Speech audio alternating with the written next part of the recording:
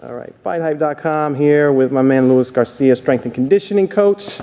Louis, we're here, I don't know, about 2 weeks out from Andre Ward's fight. Right. You've been helping him get ready. Exactly. How's things been going? Things are going great, man. Working with Andre, man, is something. It's amazing. It's amazing to watch the dedication he has towards his job every single day. Mm-hmm. Sometimes it's one of those things where I mean, I even get tired of watching him. I kind of go through his motions every single day. But I mean, I can't say enough about that. As a strength and conditioning coach, I know a lot of times you guys have to motivate your clients, get them out of bed and stuff like that. It seems like with Andre Ward, that's not the case. Is that true? Oh, that's definitely not the case. Andre has a plan. He knows exactly what it is he wants. When I first came out here, last camp was the first time I had a chance to work with him, which was a fight that didn't happen in November. I came out here with an idea of saying, hey, I'm gonna. I got all these great ideas, for Andre, and I know kind of where he's at in his career, kind of watching some of his fights. But I came out here and he already had everything that he's like, hey, this is how I manage my training camp. This is what I do when I do it. And I looked at it and I was like, wow, I mean, you know exactly what it is you're doing. You know exactly what it is you want.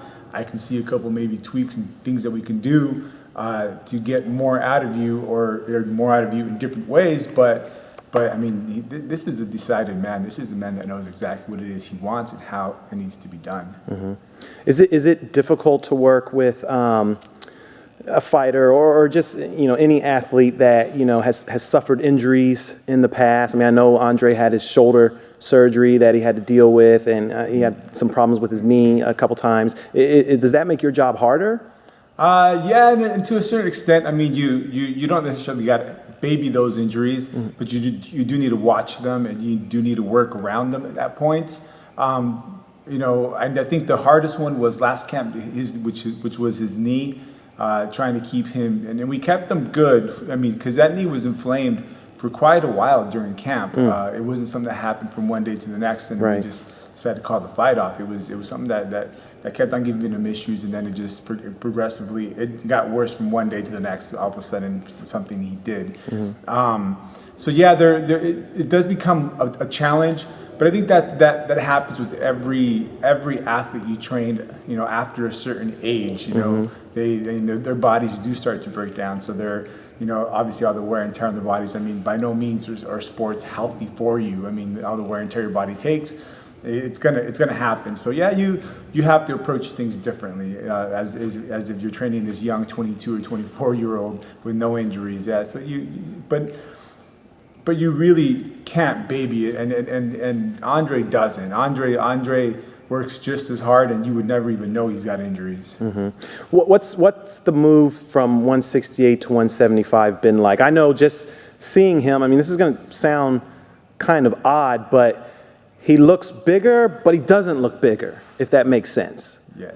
Well, I think from talking to Andre, because I wasn't really around when he was that 168 pounder, so I can't talk a lot about then personally, but from the conversations I've had with him, a lot of times, and this happens a lot in boxing, where fighters tend to take care of their diet so much, especially guys like Andre Ward and even Bernard Hopkins. I know that he was infamous for just always making sure that he ate just what he had to, and wasn't really eating towards his performance, but more towards making sure that his weight was at a certain point and that he just worked really damn hard all the time. And I think that was the same thing with Andre. He felt, okay, I can make 168, I feel strong, but that was just a facade that I think that he built in his mind. So as he just started eating more, his performance actually, came up, and so obviously naturally his body's going to fill in, and so I think that's kind of what happened. That started happening last camp, and where he was just like, hey man, I feel strong. I feel I can come in here every day with the energy. He's like, I feel solid. My punches feel solid. I feel like I'm just more explosive. And then now coming around this camp, he's not somebody that's interested in going in there and building muscle and saying, hey, let me go sit on the bench press and, hey, Luis, hey, let's put some muscle on here and here so I look better, and Right. so I look better on camera. He's not interested in any of that. He's just, hey, let's work on being overall symmetric and stable, and am I stabilizing muscles? Am I being explosive? And out of that just work alone, his body has filled out, and it's kind of nice to see, and that he's actually happy with his weight, comfortable with it, fast, and I think it's more now his normal weight. Do you think that kind of gives him an advantage when he is fighting, a bigger guy who's maybe he usually weighs around 200, but he's sucking down to 175, as opposed to Dre, who might walk around a little more naturally at maybe 185 or something like that? I've always thought that. I've always thought that in boxing, that guys that just lose way too much weight and don't really hydrate properly, eventually it takes a toll on their body, and their performance just isn't where it needs to be. And if they fought at a weight that was a little bit more natural to their body, that they would just perform that much better. But then again, there's some guys that really are just like miraculously, just from one day to the next, just rehydrate, and they just look fine. They feel fine, and they're able to finish their fights. But I don't know. I don't know how they would do. I mean, it's just kind of one of those things, because you don't know if they would be way better off if they just did it and fought closer to their natural weight, or or just because would they be a lot better, or would they just still be just as good as they are now? But I do think that that's an advantage, that some guys are shrinking down and really killing themselves to make the weight and not really focusing on performance. I mean, when you're eating to lose weight and not eating towards performance, those are two different things. Those are two different animals. I mean, it's like I've always said, people work out and diet, athletes eat and train. Those are two different things. Right. Dre's fighting Sullivan Barrera in, like I said, in 2 weeks.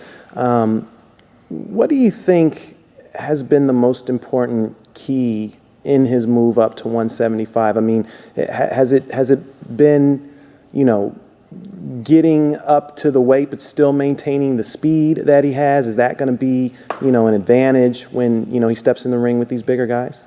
Yeah, definitely. But I mean, I don't think that that's really been a worry in camp. I don't think I've ever had Verge come to me, or even Andre himself say, hey, am I going to be heavy enough or whatnot? I mean, on the contrary, I mean, he's walked around at a pretty good weight, where we need him to be throughout all of sparring, throughout the entire camp. So I don't see that at all. Like, I mean, has that been something that we've been particularly concerned with?